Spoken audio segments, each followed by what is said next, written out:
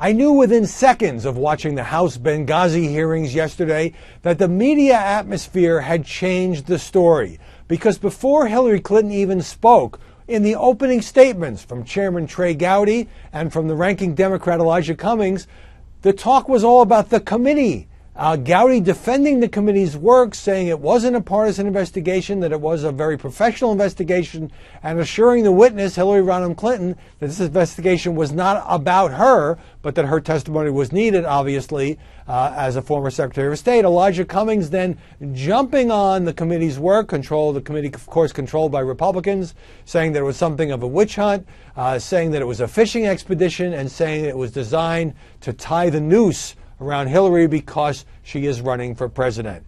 With that as a backdrop, and barring any dramatic new revelations, Hillary Clinton was probably going to skate through the day. And it was a very long day, and most Americans obviously have jobs and lives, and they didn't watch it. So they'll get most of what they know about these proceedings from the media coverage. And there will be a lot of media coverage about an email, for example, that she sent to her family on the night of the attacks at the Libyan compound, saying it was a terrorist attack, and why then was the administration saying at the same time this was prompted by an anti-Muslim video. But by and large, most of the information that came out here was incremental at best. There was no screaming headline.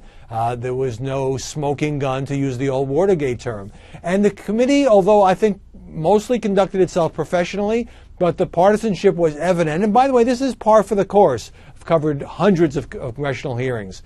And with when the subject is a Democratic administration, you had the Republicans in this case aggressive, some of them almost prosecutorial, and you had the Democrats playing defense, coordinating with the Clinton strategy, trying to give Hillary a chance to elicit sympathy or to rebut previous attacks. And when the tables are turned, and it's a Republican administration and a Democratic-controlled committee, the opposite tends to happen. Bottom line, given that she is running for president, given that Joe Biden just dropped out of the race, given that this was a day that might have been fraught with landmines for her, the media narrative that this was mainly politics has really helped Hillary Clinton. And the reason that media narrative is the way it is because of Republican Kevin McCarthy, the House Majority Leader, of course, telling Sean Hannity a couple of weeks ago that this committee had helped to knock down Hillary's poll numbers, thereby making many, even his own party, cringe, making many think this was, at least in part, a political exercise.